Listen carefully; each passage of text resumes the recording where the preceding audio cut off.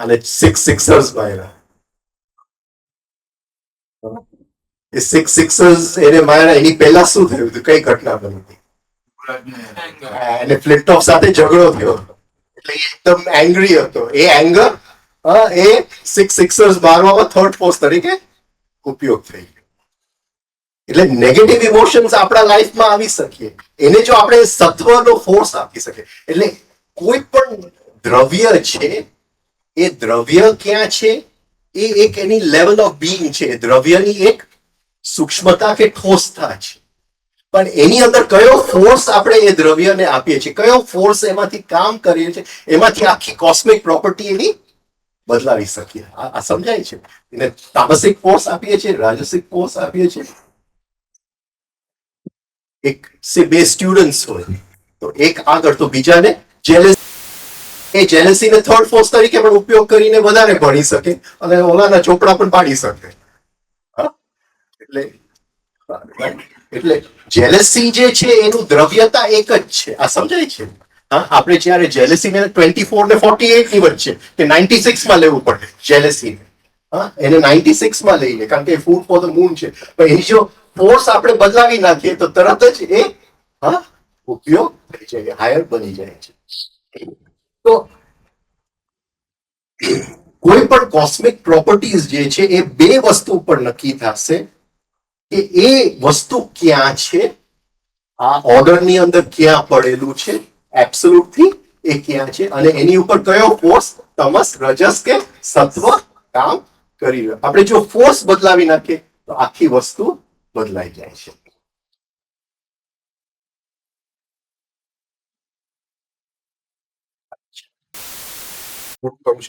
વધારે છે.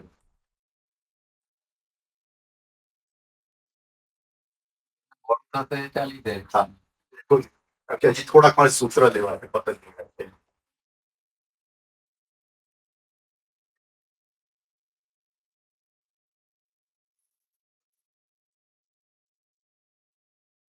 છે. દ્રવ્ય મેક્રો, સ્થૂલ કે સૂક્ષ્મ. હવે આની અંદર જ્યારે એ દ્રવ્યની વાત આપણે કરતા હોય તો એ ખાલી એમને એની વાત નહીં થાય. કયું ફોર્સ એની ઉપર એક્ટિંગ છે? રજસ છે, એક્ટિવ છે, તમસ છે, પેસિવ છે, કે સત્વ છે, ન્યુટ્રલાઇઝિંગ છે. અને કોઈ વખતે આપણે ખાલી એંગર એઝ એંગર વાત કરવી છે, કોઈ ફોર્સ નથી. તો જ્યારે આપણે કોઈ પણ દ્રવ્ય વાત કરવી હોય એના ફોર્સને ગણકાર્યા વગર ત્યારે એ ચોથું એનું સ્થાન છે. એટલે અસ્તિત્વની અંદર જે દ્રવ્યો છે સૂક્ષ્મથી સ્થૂલ એના ચાર રૂપ હોઈ શકે: એક્ટિવ, પેસિવ, ન્યુટ્રલાઇઝિંગ, ફોર્થ. હવે આ જે એક્ટિવ છે એને ગુરજીએફે નામ આપ્યું છે કાર્બન. હવે જરા હવે આપણે જરા કારણ કે નેક્સ્ટ ટાઈમ આ બધા આપણે ફોર્મ્યુલાઝ લેશું. આ જે પેસિવ છે એને નામ આપ્યું છે ઓક્સિજન.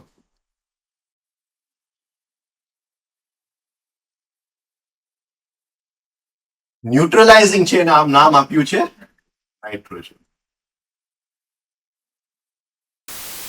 ફોર્થ જે છે જ્યાં ભલે કોઈ ફોર્સ કોઈ પણ હોય પણ જયારે આપણે એની ગણના નથી કરતા કોઈ ફોર્સની, એટલે એની ચોથી સ્ટેજ જે છે એને હાઇડ્રોજન.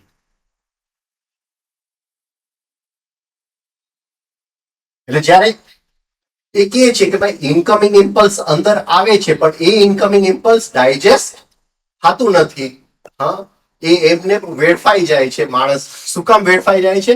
કારણ કે અંદર જે એની ઉપર કામ કરવું જોઈએ, જે એક્ટિવ ફોર્સ હોય, એ જે કાર્બન છે એ દ્રવ્ય અંદર પડેલું નથી. આ સમજાય છે? એ દ્રવ્ય અંદર પડેલું નથી. શ્વાસ આપણે લઈએ છીએ તો શ્વાસ સરખી રીતે ડાયજેસ્ટ થાય એની માટે આપણે રિધમિક બ્રીથિંગ કરીએ છીએ. રિધમિક બ્રીથિંગ તો એ વસ્તુ આપણે બનાવીએ છીએ જે શ્વાસને ડાયજેસ્ટ કરી શકે. આમાં આવશું આપણે. આ તો જસ્ટ આજે તમને એક આઉટલાઈન આપું છું.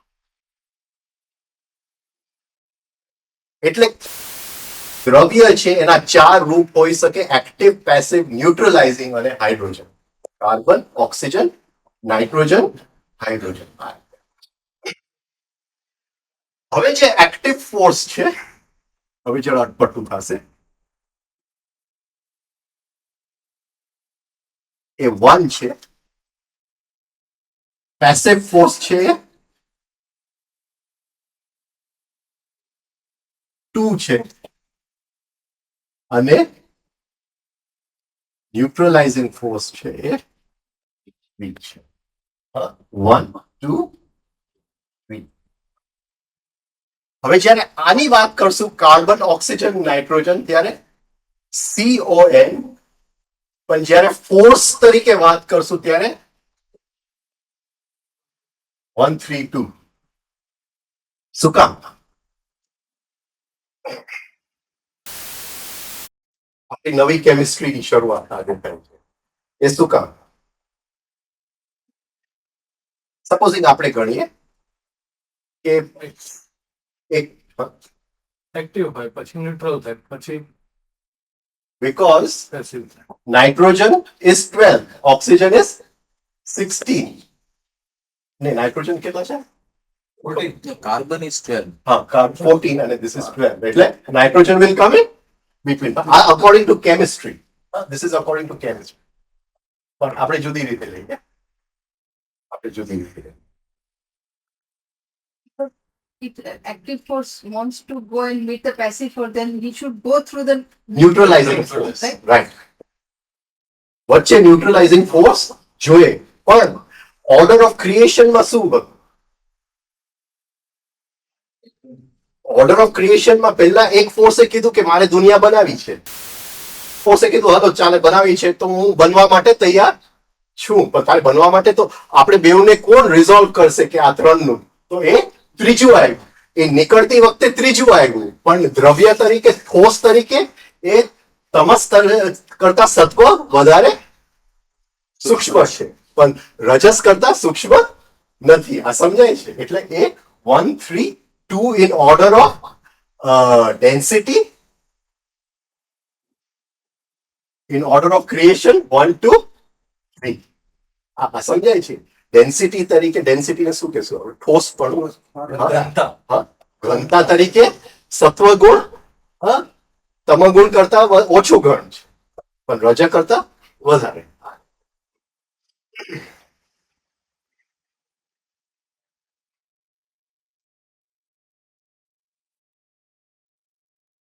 તો આ રીતે આપણે જસ્ટ આ હવે એક આપણા શાસ્ત્ર પ્રમાણે જસ્ટ સૂક્ષ્મતાની દ્રષ્ટિએ સત્વ ઘન છે, સત્વ ઘન રજસ કરતા વધારે ઘન છે. પણ પહેલું નીકળતી વખતે રજસ પહેલા નીકળ્યું અને સત્વ ત્રીજું નીકળ્યું, પણ એ તમસ કરતા વધારે સૂક્ષ્મ છે.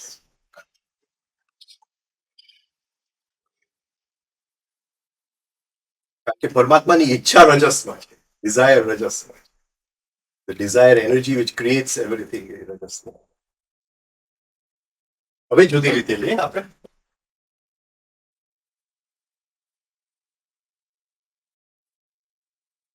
સપોઝિંગ આપણે રજસ એક્ટિવ ને આપણે અગ્નિ તરીકે લઈએ.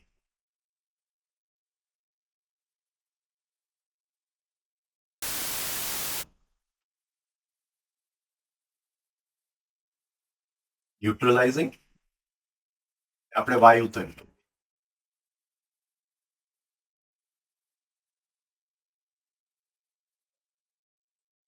અને તમસ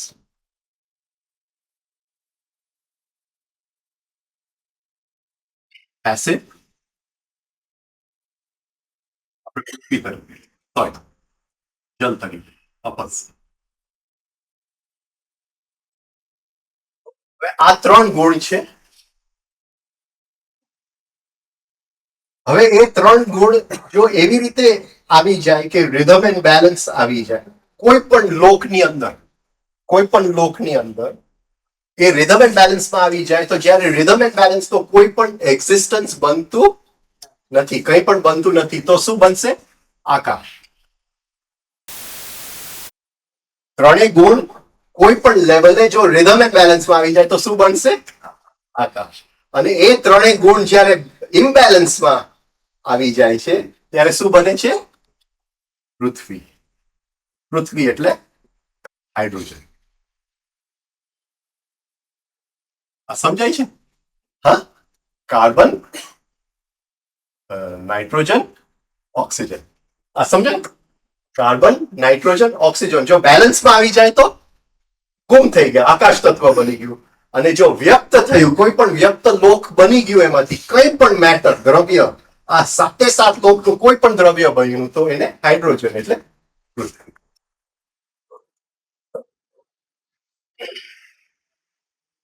અહીંયા આપણે આ પૂરું કરીએ.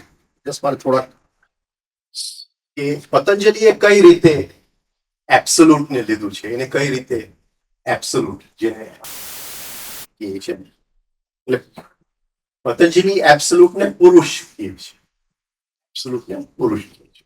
એટલે પતંજલિનો સૂત્ર એવો છે કે ક્લેશ, કર્મ, વિપાક, આશય, અપરામુષ્ટ, પુરુષ વિશેષ ઈશ્વર.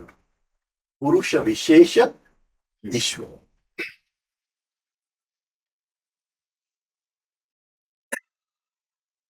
હવે આપણે જોયું કે આ એબ્સોલ્યુટ ને એને નામ આપ્યું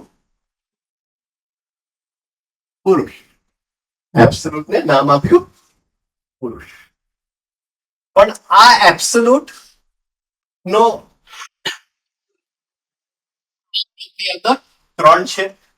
આની અંદર જે ત્રણ છે એ એબ્સોલ્યુટ ના છે અને ત્રણ પોતાના છે. આમાં ત્રણ એબ્સોલ્યુટ ના છે, આમાંય ત્રણ એબ્સોલ્યુટ ના છે, આમાંય ત્રણ એબ્સોલ્યુટ ના છે અને એબ્સોલ્યુટ ના છે.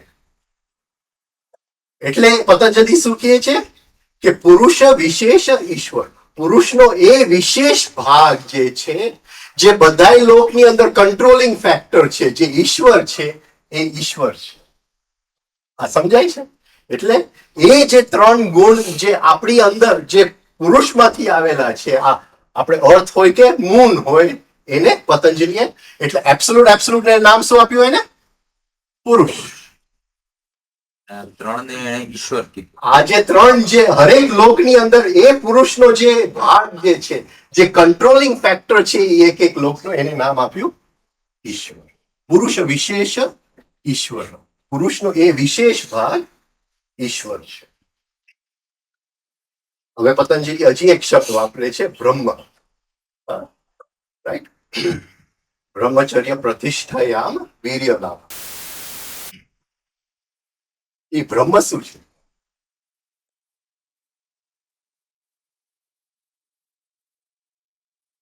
બ્રહ્મ શું છે? જસ્ટ થોડું ક્લિયર કરવા માટે, કારણ કે આપણે યોગ સૂત્રને સાથે સાથે જો લેતા જાય, થોડું ક્લિયર. એ બ્રહ્મ શું છે? એ રિલેટિવ પરમાત્મા છે. એક રિલેટિવ, એક સેલ ઓફ ધ બોડી હોય તો એની માટે જે પરમાત્મા છે એ મારું બોડી જ છે. એ કઈ સન નથી બની શકવાનું, પણ મારું જે બોડી છે એની માટે મનુષ્ય છે, એની માટે સોલર સિસ્ટમની અંદર એટલે સન એબ્સોલ્યુટ, પરમાત્મા જે છે એ સૂર્ય છે. એટલે તો આપણે ગાયત્રી મંત્ર કરીએ છીએ. એ સનની માટે બીજું કોઈ પરમાત્મા છે, પણ અત્યારે મનુષ્ય એની માટે કોણ છે?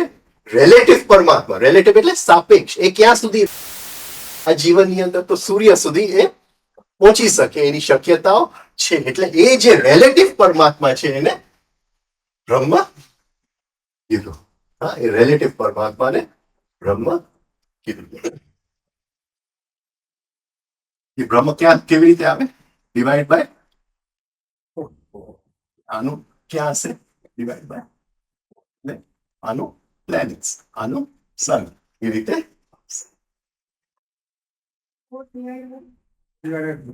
48 tells sun. One above. એટલે કે છે ક્લેશ, કર્મ, આ આખું સૂત્ર લઈ લો. ક્લેશ કર્મ વિપાક આશય અપરામુષ્ટ પુરુષ વિશેષ ઈશ્વર.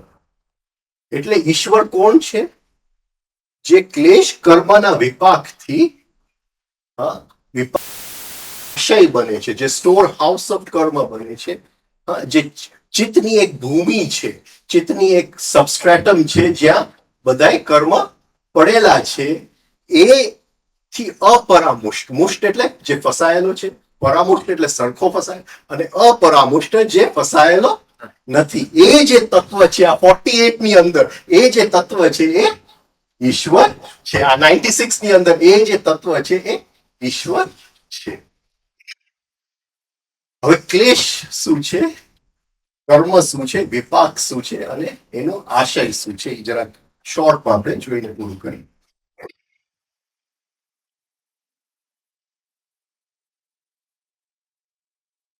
હવે ક્લેશ એટલે જ્યાં કોઈ પણ રેસિડ્યુ રહી જાય છે. 5 પ્રકારનું હોય છે: અવિદ્યા, અસ્મિતા, રાગ, દ્વેષ, અભિનિવેશ.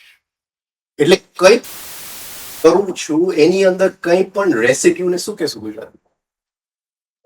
બચેલું અવશેષ કઈ રહી જાય છે, કઈ રહી જાય છે. એ મને કઈ બોલીને જાય છે પણ અંદર દ્વેષનો ભાવ રહી જાય છે, તો ક્લેશ આવી ગયો. આ સમજાય છે? મેં કઈક સારી વસ્તુ જોઈ, પણ એ ત્યાંથી હું નીકળી ગયો, પણ અંદર હજી એની હિપ્નોસિસ ચાલુ છે, તો અવિદ્યા ચાલુ છે.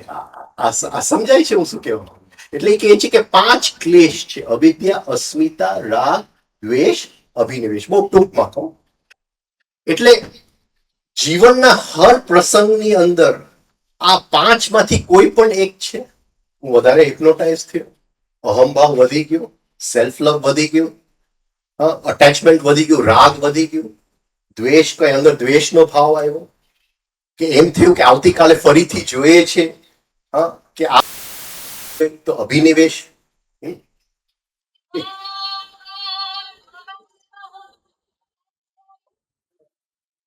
અભિનિવેશ વધી ગયો. તો આ 5 જો માંથી એક પણ હોય કોઈ પણ વખતે, તો સમજવું કે ચિત્તની ભૂમિની અંદર બીજ રોપાઈ ગયું, કોઈ પણ એક્શનની અંદર. આ 5 માંથી, અને આ 5 આના 4 રૂપ છે. પાછા ક્લેશોના જુદા રૂપ છે, સ્થૂલથી સૂક્ષ્મ સુધી. એટલે આપણને ખાલી સ્થૂલ જ દેખાતું હોય, સૂક્ષ્મ એનું રૂપ પ્રસુપ્ત તનુ વિચીનો ઉદાર આમ કહેતા હોય છે પતંજલિ. આપણે જસ્ટ કે આ 5 માંથી કોઈ પણ છે. અત્યારે હું બોલું છું, આમાં 5 માંથી કોઈ પણ છે, તો બીજ રોપાઈ ગયું. તો એ કહે છે કે એ બીજ રોપાઈ ગયું, તો એની અંદર લો લાગુ પડશે, the law of cause and effect. ક્લેશ કર્મ, એને law of cause and effect, એમાંથી કોઈ મુક્ત નથી. ક્લેશ કર્મ એટલે એ બીજ રોપાઈ ગયું ચિત્તની ભૂમિની અંદર, એને law of cause and effect લાગુ પડશે. એટલે એમાંથી કર્મ નો લો લાગુ પડશે. ક્લેશ કર્મ વિપાક, વિપાક એટલે એક પાકશે, એને સરખી ભૂમિ મળશે. હવે એ જોવાનું છે કે એ જે પેટર્ન જેનાથી એ ક્લેશ બને છે, એ જે દ્રવ્ય, એ જે છે એ 24 છે, એ પ્લેનેટરી દ્રવ્ય છે. એટલે સરખા કન્ડિશન્સ, એટલે સરખા એસ્ટ્રોલોજીકલ કન્ડિશન્સ. એને જ્યારે સરખી કન્ડિશન્સ મળે છે, કારણ કે એ જે દ્રવ્ય જેનાથી એ પેટર્ન ચિત્તમાં બને છે, એ એસ્ટ્રોલોજીકલ સબસ્ટન્સ છે. એટલે it follows the patterns, the cycles of the planets, cycles of the planets. એટલે એને ક્યારે કન્ડિશન મળે છે વ્યક્ત, એ એનો વિપાક થયો. એ કઈ રીતે? અને શબ્દ વાય પાક, વિપાક એટલે વિચિત્ર રીતે એ પાકે છે, વિકૃત રીતે એ પાકે છે. ઇટ બેર્સ ફ્રૂટ, એ ફળ આપે છે. ક્લેશ કર્મ વિપાક આશય, એનો વિપાક શું થાય કે એ એક્શન આપણે ફરીથી કરવું પડે, કદાચ વધારે ઇન્ટેન્સિટીથી કરવું પડે. અને જેવું વધારે ઇન્ટેન્સિટી, અને પાછું ફરીથી કંઈક રહી જાય, એટલે એ જે પેટર્ન છે, અવિદ્યા, અસ્મિતા, રાગ, દ્વેષ, એ ક્લેશ વધારે અંદર મજબૂત થતું જાય છે, અને આપણે એને ગુલામીમાં આવતા જાય છે. અને એ કહે છે કે આશય, હા, એક આખું સ્ટોર હાઉસ છે, અંદર એક લાઇબ્રેરી છે જ્યાં આ બધું સ્ટોર પડેલું છે. આ આખી એક લાઇબ્રેરી છે ચિત્તની ભૂમિમાં. જે બધા આવા ક્લેશો ના વિપાક થયા છે પણ હજી એને વ્યક્ત નથી થયા, હજી કર્મમાં આવ્યા નથી કે ફરીથી એક એ આખી એક લાઇબ્રેરી અંદર પડેલી છે. અને એ લાઇબ્રેરીમાંથી જે બને છે એ આપણું ગુરુજી પ્રમાણે લેવલ ઓફ બીંગ, પતંજલિ પ્રમાણે, આપણે સાહેબ પ્રમાણે સ્ટ્રક્ચર ઓફ એક્સેપ્ટન્સ, આ આશય.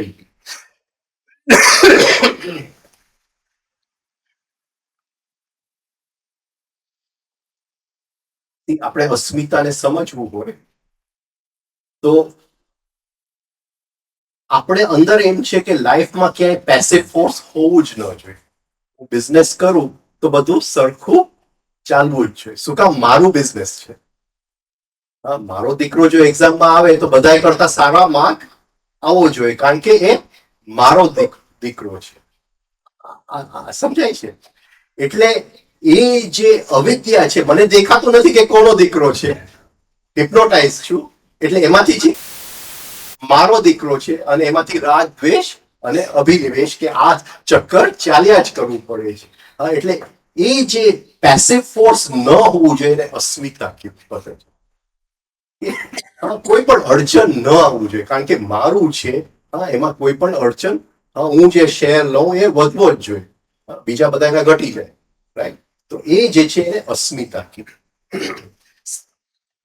અચ્છા, રાગ દ્વેષ એટલે લાઈક ડિસલાઈક. એ અસ્મિતામાંથી જે જન્મે છે, પેલા હિપ્નોસિસ જોઈએ, પછી મારું જન્મે એટલે ગમો અણગમો થઈ જાય.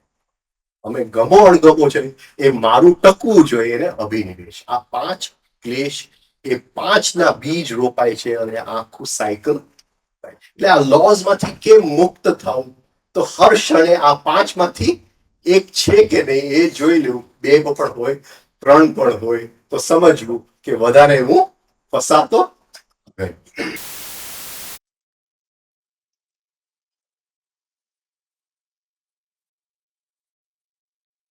ના. એ શું કહે છે કે વિપાક આશય અપરામુષ્ટ પુરુષ વિશેષ ઈશ્વર. એ જે પુરુષ છે એ મહાકાલની બહાર છે. એ જે પરમાત્મા છે, પુરુષ છે, એ મહાકાલની બહાર છે, એ એબ્સોલ્યુટ છે.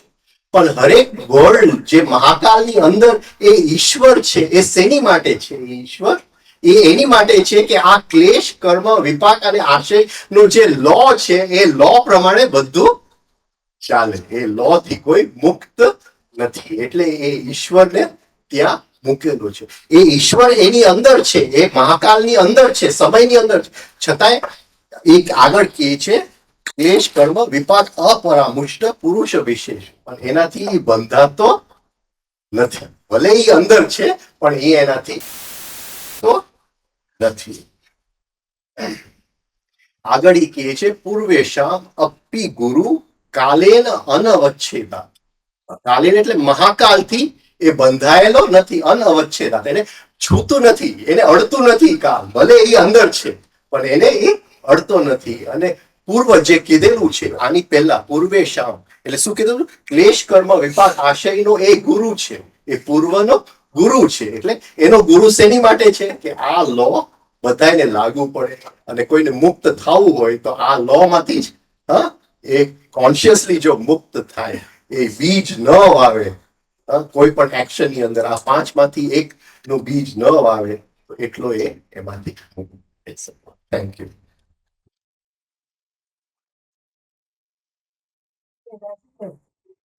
કોમ્યુનિકેશન થાય છે એ આ ઈશ્વર એમ છે. હરેક લોકની અંદર ઈશ્વર. નીચે બરાબર. હજી આપણે એમાં આવશું, કારણ કે પછી આગળ ઓસ્પિન્સ્કી 2 ને તો ઉડાવી જ દઈએ છે અને એબ્સોલ્યુટ ને 3 ડગલા નીચે ઉડાવી દઈએ છે આપણા માટે. એ પછી કરશે.